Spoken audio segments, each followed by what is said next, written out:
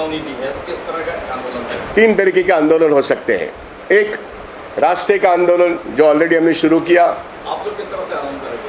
नहीं, इसके आगे हम सोचते हैं कि देखिए, एक तो कानून जो है उसको बदलते बदलते वक्त लगेगा, लेकिन अभी जो कुछ अवेलेबल है तो हम एनसीएलटी में किस तरीके से अपना पार्टीशन करेंगे, वो एक बात कानूनी लड़ाई।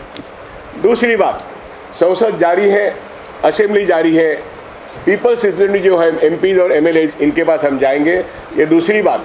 और तीसरी बात हम सोच रहे हैं, आप देखिए नासिक से 10,000 लोग,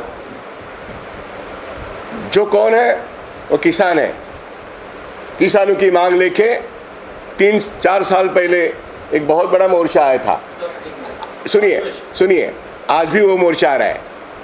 हम बम्बई में 5,000 की तादाद में इसी तरीके से मोर्चा अगले कुछ दिनों में निकालने वाले हैं। टू आज़ाद मैदान, वो वहाँ से निकलकर, दहीसर या मुलुंड से निकलकर हम आज़ाद मैदान तक या गवर्नर तक जाएंगे, हमारी बात लोगों के सामने रखेंगे, क्योंकि बात सिर्फ हमारी नहीं है, कब होगा? ये जल्द से जल्द होगा, क्योंकि हम एमपीज और एमएलएस को मिलने वाले हैं, पॉलिटिकल पार्टीज के लोगों को मिलने वाले हैं, सभी लोगों को मिलने वाले हैं। क्या लगता है आपको इसके विधान भवन में इसकी आवाज़ उठाई जाएगी? जी, ताकि संसद और असेंबली में इसकी आवाज़ उठनी चाहिए। इसलिए हमारा विजिबिलिटी जो है वो एक जैसा शेतकरी मोर्चा निकल रहा है, उस तरीके से जो संकटग्रस्त छोटे उद्योग और वेंडर्स हैं, वो अपने फैमिली के साथ, बीबी बच्चों के साथ, किशोर बियानी ने क्या अन्याय किया है, तो हमारा पैसा हम वसूल करके रहेंगे, इस मांग को लेके रास्ते पे आएंगे। ये मैंने 3 मुद्दे बताए। बैंक में ऐसे होता है, ओनरशिप ट्रांसफर होता है किसी भी एसेट्स का, तब लाइबिलिटीज में जो नया ओनरशिप लेने वाला जो भी होता है वो उसकी लाइबिलिटीज देता है, वो एसेट्स, और जब तक वो नील नहीं हो तो नया ओनर उसको देता नहीं है। तो इस संदर्भ में जब अभी बिग बाजार स्मार्ट बाजार बन गया, तो ये ओनर ट्रांसफरशिप में इस लाइबिलिटी के संदर्भ में क्या होगा? इसमें क्या हुआ है कि वो अमेज़न और रिलायंस का झगड़े में, इन बम्बई का भाषा में बोलूं तो बियानी ने पतली गली पकड़ा है, और उसने अपना लायबिलिटी न देते हुए बैंकरप्सी डिक्लेयर करने का ट्राई किया है। वो बहुत इजी है बड़े उद्योगपतियों को, क्यों उनको ना बैंक का पैसा देना पड़ता है, ना ऑपरेशनल क्रेडिटर, यानी हम लोग ऑपरेशनल क्रेडिटर है, यानी जो धंधे में पैसा आना है, इनको भी नहीं देना पड़ता है। हमारा अधिकार एनसीएलटी में बहुत कम है। वो बोलता है तुमको 100 रुपये में 10 रुपया मिला है तो नहीं आ सकते हो। एनसीएलटी का मेंबर का डिस्क्रिशन है, वो सोचेगा तो एडमिशन होगा। जो पहला कंपनी लॉ था उसका प्रावधान बदल दिया है एनसीएलटी का लॉ आईबीसी में, हाँ, बैंकरप्सी लॉ में, तो उसमें हम लोगों को जगह कम रखा है। तो वो डेलिबरेट है, यानी पॉलिसी मेकिंग में बड़े उद्योगपतियों का इतना कंट्रोल है कि ना बैंक का पैसा देना पड़े, ना छोटे धंधे वालों का पैसा देना पड़े। ये बहुत गलत है, और हमको इसका लोगों को अवेयरनेस, ये जो लॉ इतना इनजस्ट है, अनजस्ट जस्टिस नहीं है इसमें, इसका हमको अवेयरनेस बढ़ाना है, और ये हमारी जिम्मेदारी है। यानी हमारा जो नेक्स्ट, हमारे आज हम गारमेंट वाले हैं, कल स्टील वाले ऐसे ही मरेंगे, परसों छोटे एफएमसीजी मरेगा। तो ये जो है, ये छोटे लोगों को मारने का ये स्ट्रैटेजी है एनसीएलटी का, उसको हम उजागर करने का, और वो ये काम हमारा सरकार से विनती है कि ये सोचो, ये क्या किया है आपने, ये क्या हुआ है और क्या किया है। इसी मुद्दे को लेकर पंकज मीणा भी कुछ कहना चाहते हैं। आपके सवाल के जवाब में आपने जो लायबिलिटी की बात कही है, ये लायबिलिटी बियानी ग्रुप पे ये जो सौदे हुए रिलायंस के, उसके पहले के पैसे बकाए थे, यानी सौदा तो बाद में हुआ, पैसा तो हमारा उसके पहले का ही बाकी है। तो वो देनदारी जो है, तो लायबिलिटी देखेंगे ना।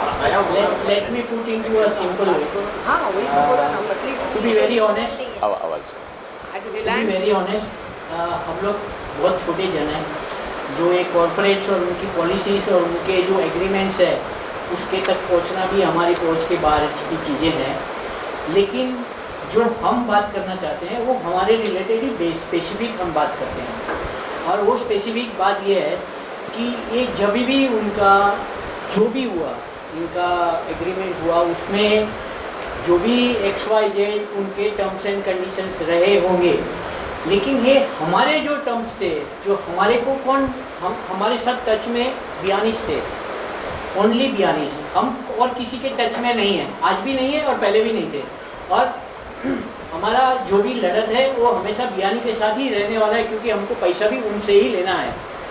हमको किशोर बियानी का और जो भी बियानी ग्रुप्स है उनसे हमको एश्योरेंस मिला था, राइटिंग में भी दिया है उन लोग ने, कि ये जो भी एग्रीमेंट हुआ है इसमें हमारा प्रावधान पहला है और हमको कुछ होवे नहीं होवे, इन लोग का जो भी होना है, बैंक के साथ पैसे का जो भी होना है, लेकिन हमारे पूरे पैसे 100% पैसे हमको वापस मिल जाएंगे। ऐसा हमारे को इंश्योरेंस देके आगे ये लोग ने काम बढ़ाया, क्योंकि अगर वो लोग आगे काम नहीं बढ़ाते थे तो वो शायद तभी रुक जाते थे, क्योंकि ये सब प्रोसेस को कोरोना आया और ये जो भी प्रॉब्लम्स हुआ उसके बाद में 2-3 साल तक इन लोग को खींचना था, और ये सब हम लोग के खबे पे रख के वो उन लोग ने अपना टाइम स्पेंड कर दिया है और हमारे को फॉल्स प्रोमिसेस दे के अपने आप को मैडम ने जैसे बताया कि पतली गली से, I don't know, like to be very honest, हम लोग बहुत फोकस्ड वे से काम करना चाहते हैं। हम भी रास्ता ढूंढ रहे हैं कि हमको ये पैसा हमारा जो हमको दूसरी रिलीफ समझो वो पॉलिसी मैटर है, that's what not our subject as of, मतलब बहुत बड़ा सब्जेक्ट नहीं है क्योंकि हम बहुत छोटे लोग हैं वो सब पॉलिसी मेकिंग के लिए। हमको तो हमारे पैसे के पीछे पड़ना है, हमको हमारा पैसे अगर मिल जाते हैं उससे बड़ा कोई चीज़ नहीं है। इसीलिए आप सबको भी रिक्वेस्ट है, यानी कि सप्लाई कितने सालों से है? 25 साल। बहुत सालों से है। काफ़ी जन है जो बियानी की बिगिनिंग से है, जैसे मैं बियानी का बिगिनिंग से हूँ, लेकिन काफ़ी जन पीछे भी जुड़े होंगे, मतलब ऐसे लॉन्ग स्टोरी। देखो ऐसा है ना, ये आपको एक बहुत बात बताऊँ, ये कॉर्पोरेट्स और जो बियानीस के साथ का जो उनका बिजनेस का टेक्निक्स था वो ऐसे था कि हम उनको माल सप्लाई करते हैं, हमको उनसे पेमेंट लेने का ड्यूज आता है, और ड्यूज से पहले दूसरे ऑर्डर्स आ जाते हैं और वो ऑर्डर्स हम सप्लाई करना पड़ता है और तब तक ये आ जाते हैं, तो ये एक साइकिल बनती है जिसकी, और वो साइकिल इन लोग ने स्ट्रेच करते गए। पहले ये लोग 90 डेज में देते थे, उसके बाद में इन लोग ने प्रोलॉन्ग करते वो 120 डेज कर दिया, और अगर हम लोग नहीं देते हैं, इधर काफ़ी जन इतने वेंडर्स भी है जिन्होंने बाद में इन लोग को पैसा नहीं दिया, मतलब माल नहीं दिया, तो उनको एंटरटेन ही नहीं करते थे। यहाँ पे भी बिजनेस चलता रहा उनके साथ। हाँ, हमारा भी बिजनेस चलता है। करेक्ट। याच्यामध्ये एक गोष्ट मी असं म्हणतो, 24 तारखेला अधिवेशन संपते. हो अधिवेशन संपायच्या आधी यांचे जे काही प्रॉब्लेम आहेत हो ते विरोधी असो किंवा सत्तारूढ असो, हो त्याच्यापैकी काही सेन्सिटिव्ह लोकप्रतिनिधीपर्यंत जर पोहोचला तर त्यामध्ये मागणी येण्याचे चान्सेस जास्त आहेत असं मला वाटतं. तुमची सूचना अत्यंत बरोबर है। इन्होंने ऐसा सजेस्ट किया है और जो हम सोच भी रहे हैं कि 24 तारीख तक, 24 जनवरी तक, सॉरी मार्च तक ये महाराष्ट्र की जो असेंबली है और साथ साथ 6 अप्रैल तक लोकसभा भी है। तो इनका सजेशन ये है कि हम पॉलिटिकल पार्टीज के पास अपना जो निवेदन है वो पहुंचाए, उनको जाके मिले, और जो उनको सुनते हैं, चाहे सत्ता वाले हो या चाहे विपक्ष हो, जो सुनते हैं उनको उनके पास हम अपनी बात करें। तो ये एक प्लेटफॉर्म हमें उन्होंने सजेस्ट किया है, तो हम इसको स्वीकार करते हैं आपकी सजेशन। और हमारी जो बॉडी है, हम बॉडी में तुरंत वो एक 24 जनवरी के पहले इस सवाल को असेंबली और चीफ मिनिस्टर तक कैसे लेके जाए और अपोजिशन पार्टी के जो चीफ जो है उनके पास कैसे लेके जाए, इसके बारे में हम सोच विचार करके एक अपना निवेदन बनाएंगे। Garment manufacturing, apart from Ashok Biyani, who is the other big players and who is looking after this? तो जैसा इन्होंने बताया कि अभी हमारा ताल्लुक किशोर बियानी इनके फ्यूचर ग्रुप से ही है, और यहाँ पे अभी हम बात जो कर रहे हैं वो गारमेंट मैन्युफैक्चरर्स और वेंडर्स की ही बात कर रहे हैं। हम जानते हैं कि ये बात बाकी के जो सेगमेंट है इकोनॉमी उनके लिए भी इतना ही सही है, लेकिन अभी बात चल रही है गारमेंट और किशोर बियानी। नहीं और भी है, लेकिन इनका पैसा 500 करोड़ से भी ज़्यादा पैसा जो पेंडिंग है ना वो किशोर बियानी, इसलिए हमने फोकस किशोर बियानी पे किया है। नहीं, आप समझ लीजिए कि एक वेंडर का कम से कम 25 से 2 करोड़ तक का बाकी है, और एक वेंडर का वो वर्किंग कैपिटल होता है। जब वो नहीं मिलेगा तो इनका बिजनेस स्टैंड स्टिल होगा, इनको बिजनेस चला नहीं सकेंगे। इनका जो बैंक और ऐसा जो इतना थिन मार्जिन में इन लोग काम करते हैं कि उनको कैश क्रेडिट के अलावा इन लोग बिजनेस कर ही नहीं सकते। बैंक का जो कैश क्रेडिट फैसिलिटी है उसके अलावा कर नहीं सकते हैं। और जब कैश क्रेडिट फैसिलिटी के लिए इनको इनका घर मॉर्गेज करते हैं, इनका शॉप मॉर्गेज करते हैं, आज इनका घर का शॉप का स्टेक आ गया है, because they have become defaulters.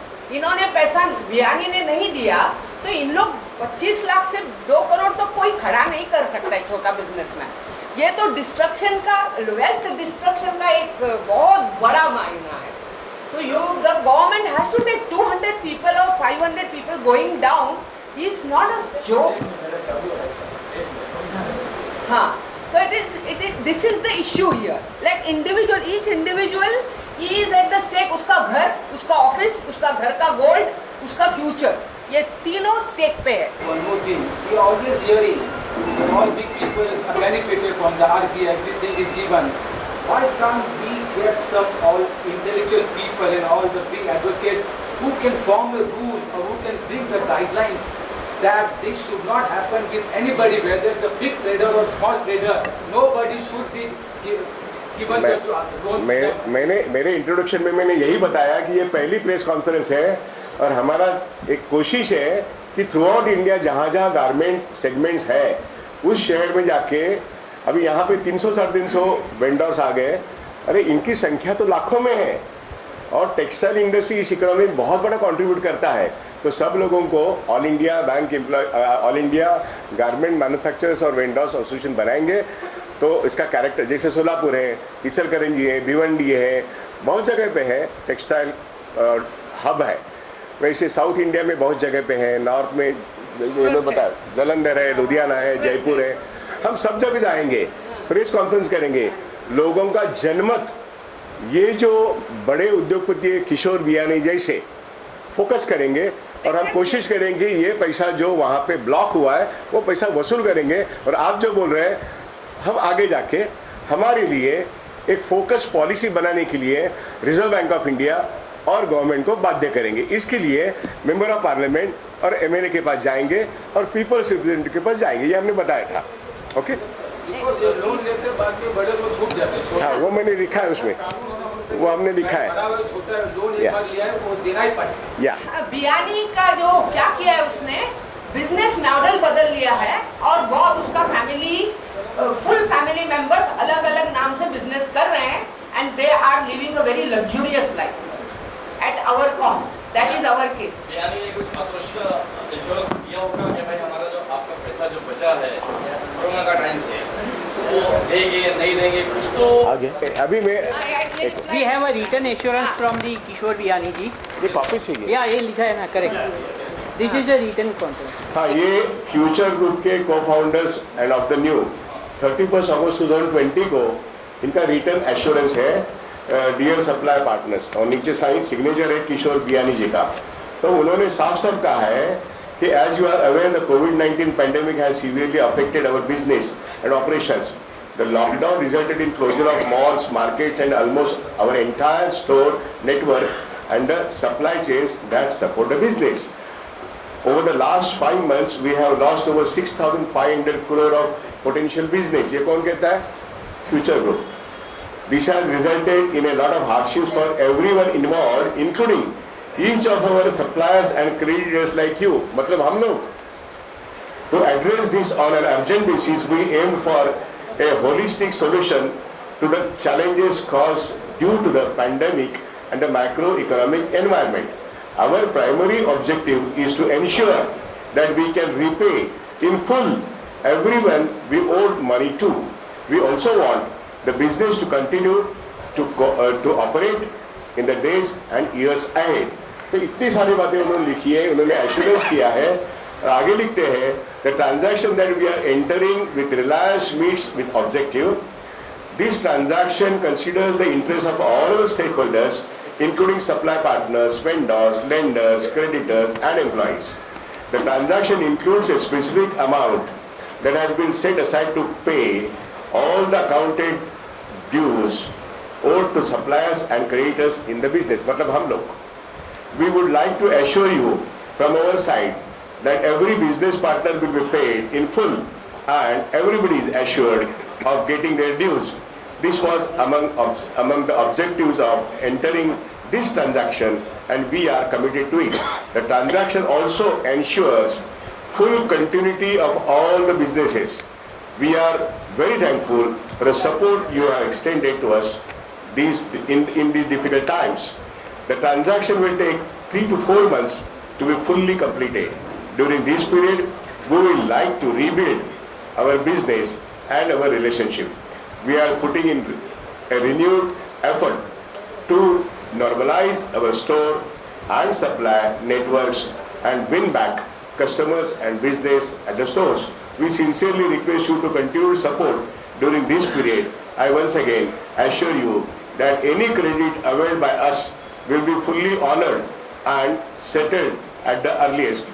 I would also like to speak to personally on the subject and provide any answers or clarifications that you may require.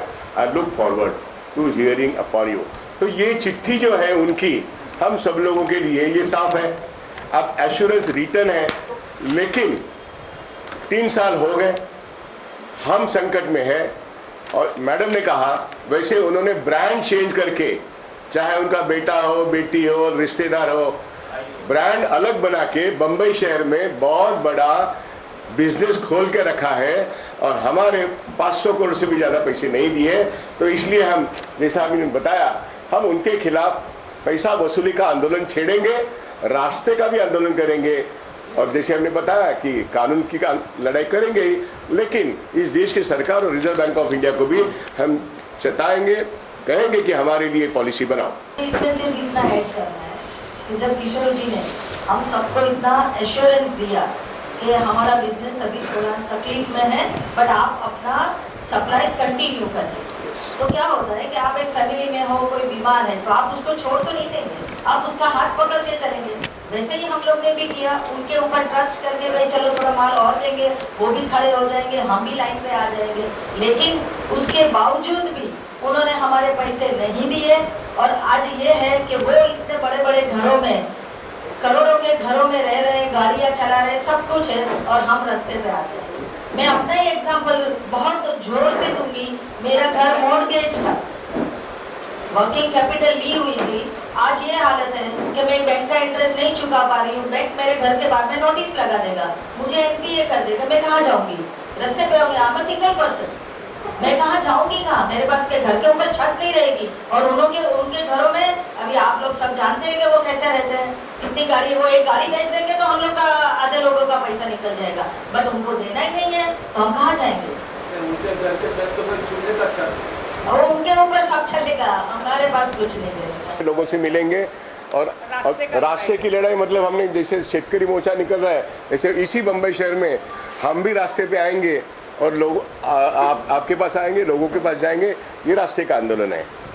और वो मान लो मुलुंड से लेके दहीसर से हम निकलेंगे तो आज़ाद मैदान पर जगाएंगे तो लोग पूछेंगे भाई क्या मामला है, तब जाके आवाज़ बढ़ेगी. कि अभी आप सभी लोग मैन्युफैक्चर, कॉर्पोरेट के उद्योग से इस देश के अंदर कॉर्पोरेट के उद्योग में, जैसे बिहारी का आया, बहुत सारे ऐसे आए, तो आपने जो कहा पहले कि हमारे बाजू में, हमारे पक्ष में कोई कानून नहीं है, तो क्या आप जिस तरह से गलत तरीके से कॉर्पोरेट खड़े हो रहे हैं, उनके लिए जो कानून बन रहे हैं और आपके लिए नहीं बन रहे हैं, क्या इसके खिलाफ भी आप आवाज़ उठाओगे?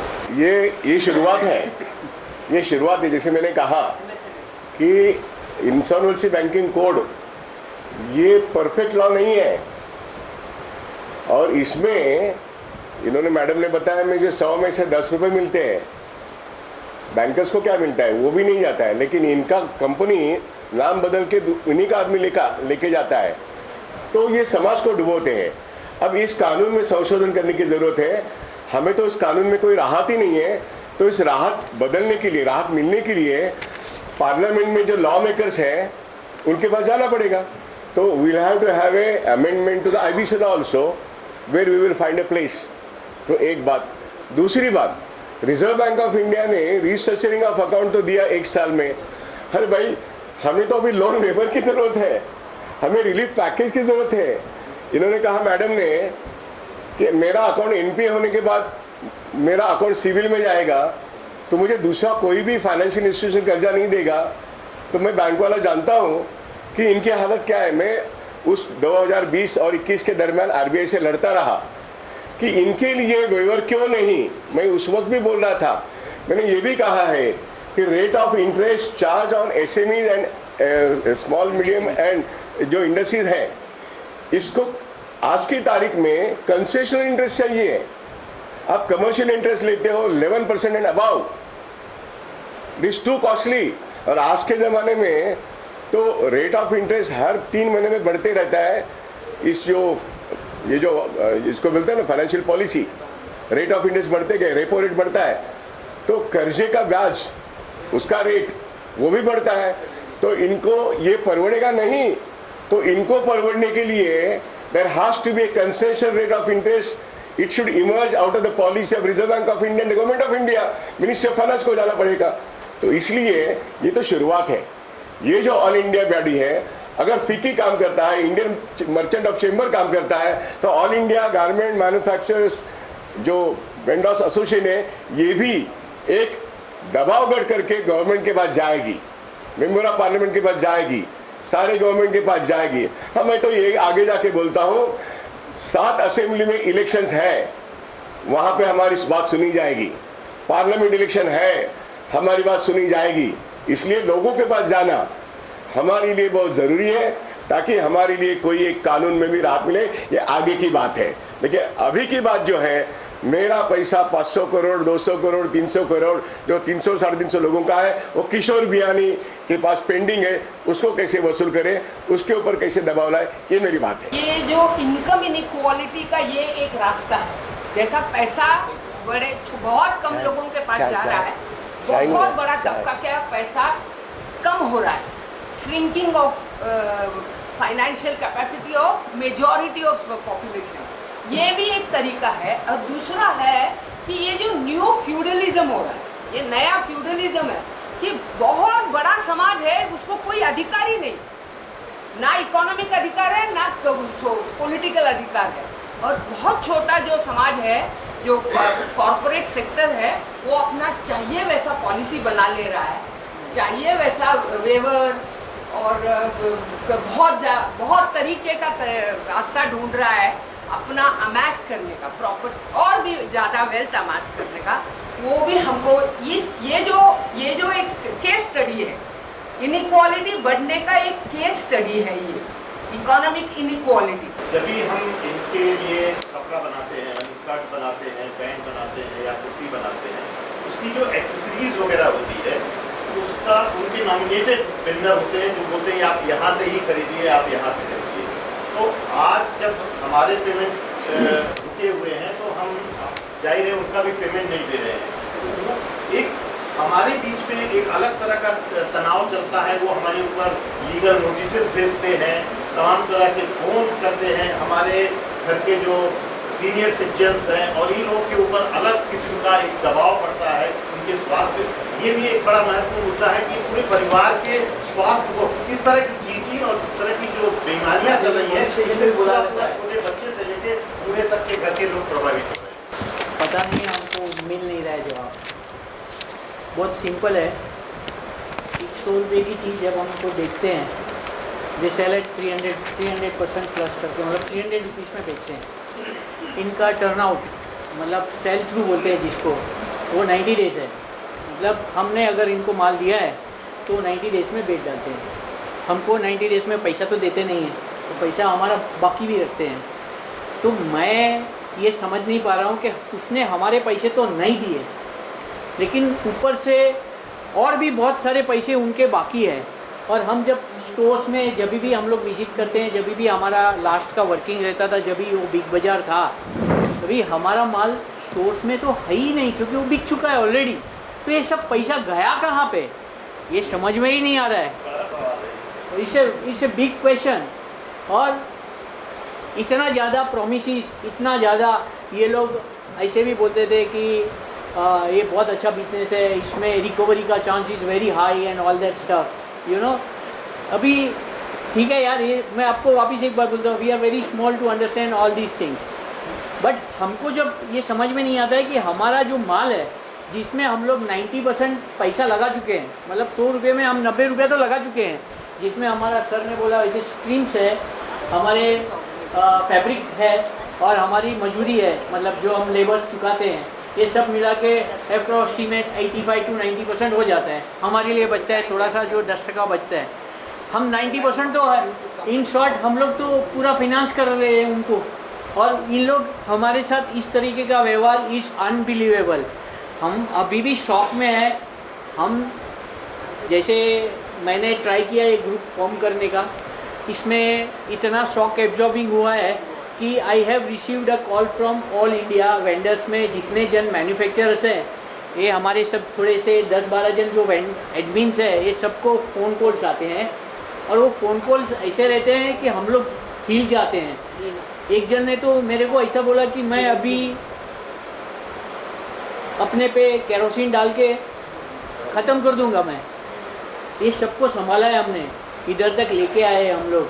अभी हम लोग को ये एंड मोमेंट में ये जो पैसा अगर मिलने में जो भी सहायता हो सकती है, वो अगर हो जाएगी तो मतलब मुँह से हम लोग क्या है दिखते हैं कि बहुत हंसते रहे दिखते हैं, लेकिन ये तमाचा मार के मुँह या हंसने की बात है। In fact we are in very deep troubles, हमारे को बहुत ज़्यादा प्रॉब्लम्स है। ये जब भी किसी के घर के बाहर बैंक वाले या सर जैसे बताया कि किसी के घर के बाहर क्रेडिटर्स अगर खड़े रह जावे और उनको जवाब नहीं दे पाते हैं, और फिर वो जो उनकी लैंग्वेज है जो हमने ज़िंदगी में कभी सुनी नहीं है, ऐसी सब लैंग्वेजेस सुननी पड़ती है, तभी पता चलता है कि life is where, you know, it is like hell. Correct. अभी ये पता नहीं है ये कैसे सॉल्व होगा, क्या सॉल्व होगा, पैसे कैसे आएंगे, सचमुच में कुछ भी पता नहीं है।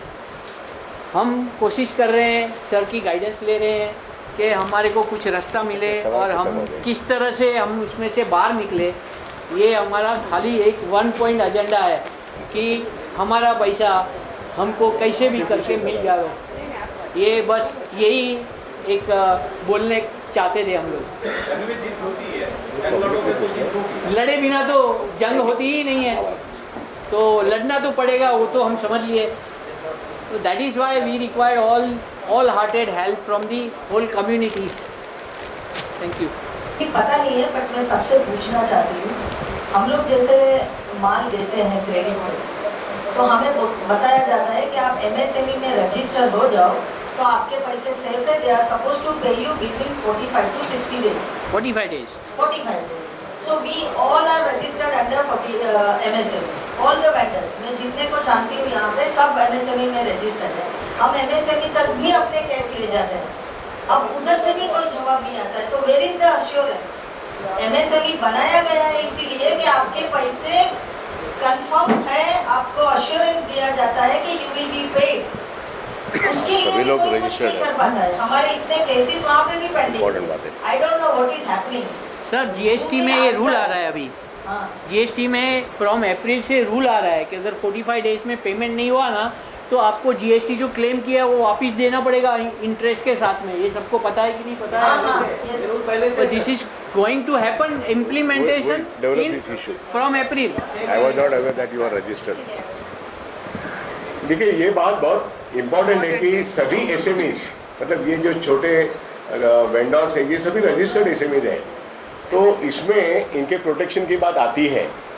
और ये एक छोटा सा कानून होने के बावजूद भी इनकी पेमेंट्स नहीं आ रही है, तो इसलिए चिल्लाना पड़ेगा हमको। तो अभी कानून का एक हिस्सा उन्होंने बताया, इसलिए मालूम हो गया है। इसी चीज़ को हम लॉ मेकर्स तक लेके जाएंगे। पता नहीं है, सामने पहली बार ये जो समस्या है ना, देश के सामने पहली बार आती है कि अभी जो है, चाहे समझो टीवी हो, ईवी का जो उत्पादन है सर, जो ईवी लीडर भी है वो जानते हैं कि लेबर के जो सवाल होते हैं कि लेबर की जो प्रॉब्लम होती है वो हैंडल ना करना पड़े, इसलिए उद्योग क्या करते हैं अलग अलग लोगों को मैन्युफैक्चर में लगा देते हैं और असेंबल कर लेते हैं चीज़ों को। अभी आपका जितना भी मैन्युफैक्चर है वो बिग बाजार में असेंबल होता है, करेक्ट लेकिन आपका मार्केट में नहीं है उसमें। करेक्ट। तो ये तो बात है कि जो उत्पादक है उनको पहली बार ये देश के सामने ये समस्या आई है, एग्जैक्ट है कि नहीं? तो पहली बात लेकिन मैं क्या बोलना चाहता हूँ, ये समस्या आई है ना, जो हमारे जैसे लोग हैं, ये जो भी 200, 250, 300 जन जो भी हम लोग बात करते हैं ना, तो जो पेन में से जो हम पास हो रहे हैं ना, ये पेन सुनने वाला कोई नहीं है। भले ये पहली बार है, लेकिन कोई तो सुनना चाहिए ना। सुनी जा रही है। इसीलिए ऑर्गेनाइज बॉडी बनना चाहिए। मतलब आई मीन टू से सुनने वाला सुनने के लिए तो ऑर्गेनाइज बॉडी बनाई। हम लोग को रास्ता ही नहीं मिल रहा था कि करने का कैसे। ऐसी राइटली से हमारे पास एक एसोसिएशन है जो garment manufacture clothing manufacturing association of India है, लेकिन this is vendor, you know, this are this अलग, हम लोग एक अलग कैटेगरी में आते हैं, जो हम लोग उधर हम लोग मतलब पता नहीं, हम लोग उधर नहीं झेल हो रहे हैं। वो एसोसिएशन का we need to find out. Boss Biyani है ना, उसका चेयरमैन। उसका चेयरमैन भी बियानी ही था। जितना जानते हैं वो आपके सामने तो आप जीतोगे। जरूर। तो उन्होंने इनकी ऑर्गेनाइजेशन पे कब्जा लगाया है।